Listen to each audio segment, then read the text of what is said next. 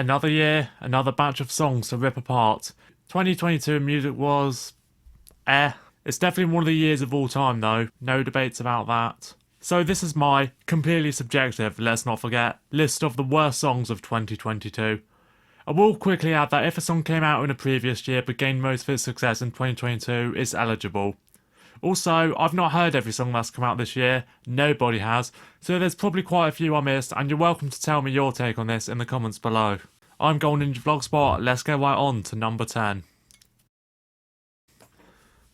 Even with my hoodie on, but I made you look. I made you look. First up, yep, the return of Meghan Trainor. Oh, amazing, that was definitely a highlight of the year, said nobody ever. And what's changed? F*** all, that's what. She still absolutely reeks of self-absorption backed by a faux doo-wop sound, and you just know a song's going to be a dumpster fire when it features a mention of Gucci in the first line. Then the chorus comes around, which features the word bop, which is always a sin, and made worse by the lyric, "Ladies, if you feel me, this is your bop." Wow, talk about trying way too hard to be relatable. Also, another thing that stands out, and not in a good way, the song is only 2 minutes and 14 seconds long. Now you may be thinking, but isn't that a good thing, so you don't have to listen to Meghan Trainor for any longer? But that leads me to another criticism I have of pop music in general. So many songs nowadays are just made to cater to the TikTok crowd. They basically just throw in one catchy verse or chorus which people spam in their 15-second TikTok videos, and then chalk the rest of the track up with filler. Unholy by Sam Smith and Kim Petras is also guilty of this, and some people said I should have included this song on the list. I didn't in the end, as despite how bad it is, I didn't deem it to be quite bad enough. Regardless, Made You Look is a prime example of a song basically handcrafted for TikTok, and therefore it sucks. Drop some bars to my pussy ex for me, then 21. Can you do something for me? Can you talk to that? Ah yes, Drake is quite a mainstay on these lists, isn't he? This is his 3rd year in a row making these lists, and if you think I'm being too harsh on him, well, the guy has released a bucket load of music in the past few years, despite his output giving off the vibe he's creatively bankrupt. This song is yet another flex song, which, in case it wasn't obvious, I don't like, and it features a ton of unnecessary interpolations, completely bloating up the list of songwriter credits. And then of course I have to give special criticism to that really awful beat switch up in the middle, with Drake's really shitty drone singing. All you hoes, Drake and 21 Savage are not prog rockers. What actually was this trying to achieve? It's a really painful 4 minutes. I'm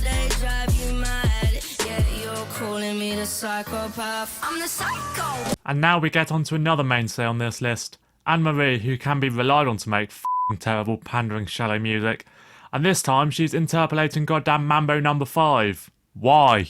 Didn't she learn from the atrocity that was 2002? The hook is absolutely insufferable with the horrible delivery of "I'm the psychopath," and despite being billed as a collaboration with British rapper H, whose name was likely only chosen to correct people when mispronouncing the letter as H, he's only in the song for half a verse, and a pretty naff verse at that. But then again, psycho songs with bad lyrics is nothing new. I'm a huge fan of Muse, and even their song of the same name has some pretty terrible lyrics. Seriously, this is a chorus. But at least the music is good enough to give it a pass, which is more than I can say about the national trash herself, Anne-Marie.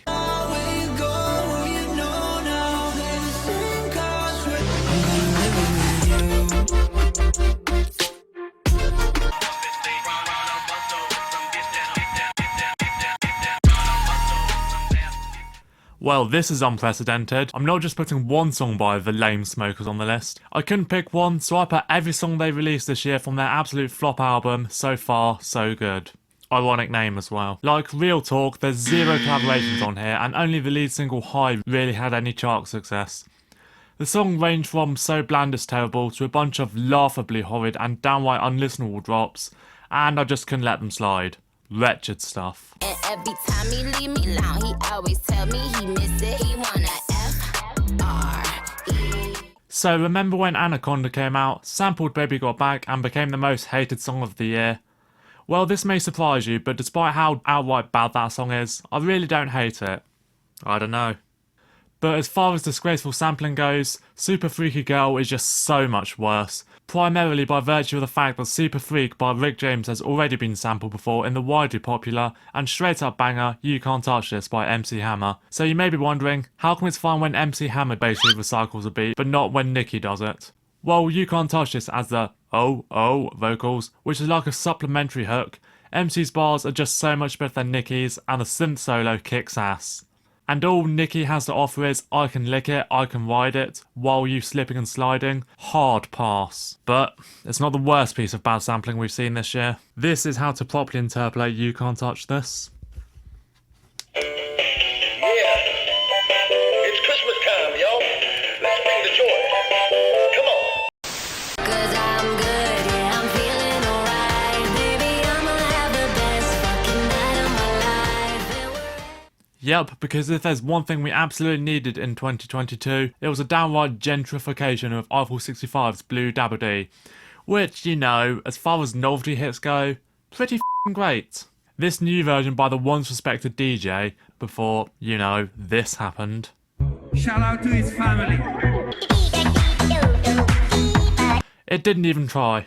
It wasn't good when Flo Rida did it, and it's even worse here. You can tell that from the damn title, which is clearly trying to parrot off the original, and it features lazy lyrics about having a good time. Like, on Genius, the annotations are basically just restating the lines because they're so basic there's literally no rhyme or reason for analysis. Also, the song originated in 2017, but ended up becoming a hit after it went viral on, you guessed it, TikTok. It sucks, makes me miss the glory days of his actual good songs like Titanium. I'm a disaster. He said, boy, you is stupid. You need some. Did you forget this guy even existed?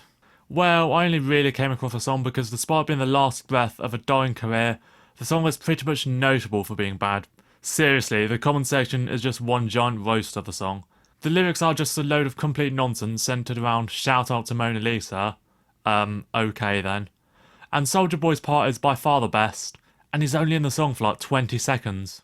What was the point, and how the hell did this absolute numbskull get him on the track? I just don't understand, but I definitely understand why it flopped harder than your old man's dick. A, B, C, D, E, F, you and your mom and your sister and your job and your... Ah yes, here's one of the predictable picks for the list. Or maybe it wasn't, given it should have realistically been on last year's list, but I was kind of late to the party on this song. But hey, still got to talk about A, B, C, D, E, F, U, right? God, I feel like I kill 1,000 brain cells every time I even think about that damn title. It's not f***ing smart, no matter how hard it tries to be. The song was literally crafted to appeal to 15-year-old girls on TikTok who don't know any better at all. And since I brought age into discussion, you may think I'm being a bit harsh on Gayle since she was only 17 when the song came out. But that's not a good reason to let her off the hook. And I'm definitely not letting her off for this faux edgy vapid hook. You may be thinking, surely this isn't worse than the previous entry? Well, a few things put this song ahead. 1, it has unfortunately proved to be highly influential. 2, it made it to radio, thanks BBC One, you assholes. And 3, it has had a ludicrous amount of different versions. Like she must be trying to compete with BTS for most amount of unnecessary remixes in a vain attempt to boost the song streams. Nicer version? Angrier version? What the f*** even is this? Thankfully, her follow-up hit, You're Just Horny, Kill Me Please, made little impact, with it only having any kind of chart placement in New Zealand, bad form Kiwis, but the stink of this song still lingers like a rotten egg.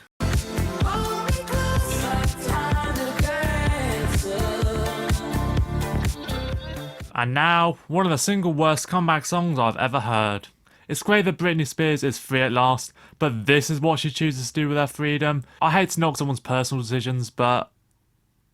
really? Instead of coming back with a bang, you know, like Kesha did with Praying in 2017, she teams up with Elton John to essentially repeat his stunt from last year, where he lazily mashes up some of his past hit songs, enlists a young, trendy pop star to make him seem like he's down with the kids when he's not, and then puts all the half-baked ingredients into a blender alongside a wanky dance pop beat. And why else do I say it's a bad comeback? Because Britney Spears' vocals are so processed and drowned out you can barely hear her. Elton John might as well have just had an AI mash up 3 of his classic hits and then slap a female vocal preset on it. It's an utterly pointless record that has no reason to exist, and all in all, it is the second worst song I've heard in 2022. Now, before I reveal my number one pick, I have a few horrible mentions that I couldn't just let slide, so let's run through them.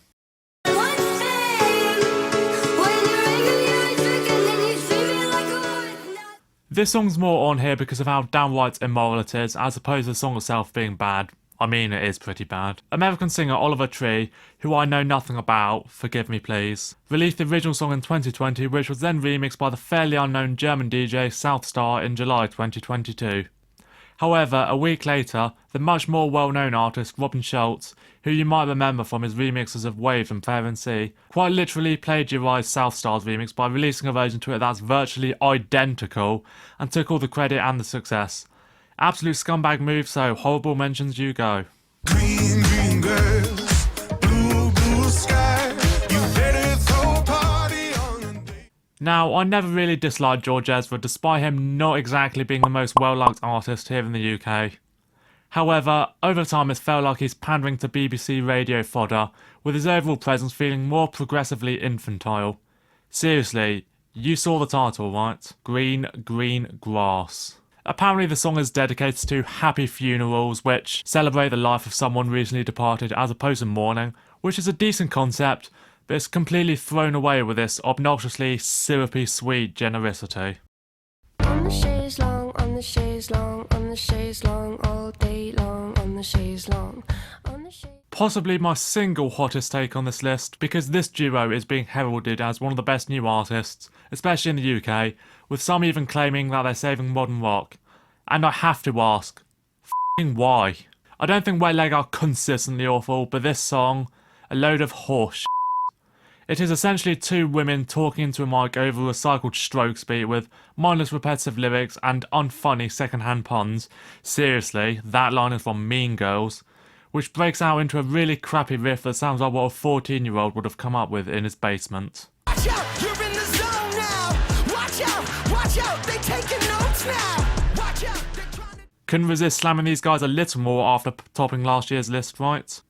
The vocals are atrocious, the production is ear-bleeding, and the blah blah blah bits are laughably insufferable.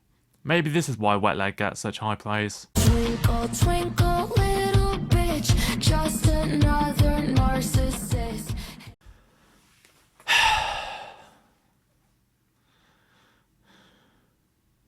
Each.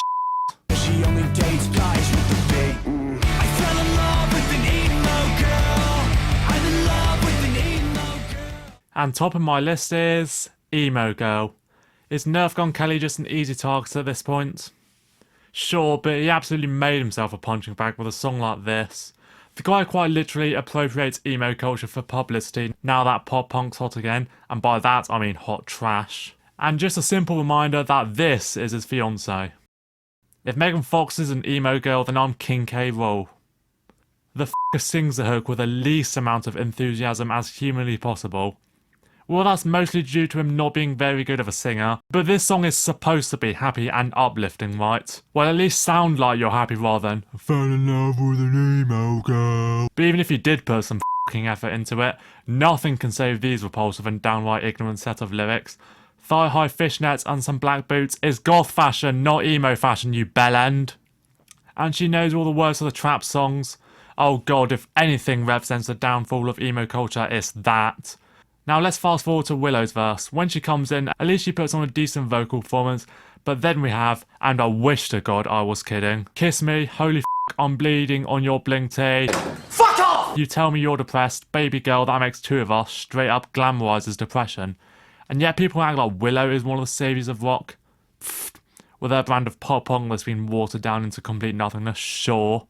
Despite being widely mocked online, and for good reason, publications were pretty soft on the song. Why? Is it because Willow is singing about being in love with another girl so they don't want to upset the Bicon stans? Is it because Travis Barker played drums on and produced it? Huge f***ing downgrade, by the way. The production isn't even good. Regardless, modern rock is in a pretty sad state right now, given this is the second year in a row a rock song's topped my worst list. But if this is the product of today in the genre, maybe it's better off dead. Hey, that captured the spirit of emo alright. That's my list. What's your most hated song of the year? Let me know your thoughts, leave a like on the video, subscribe to the channel. I've been Gold Ninja Vlogspot. Thanks for watching.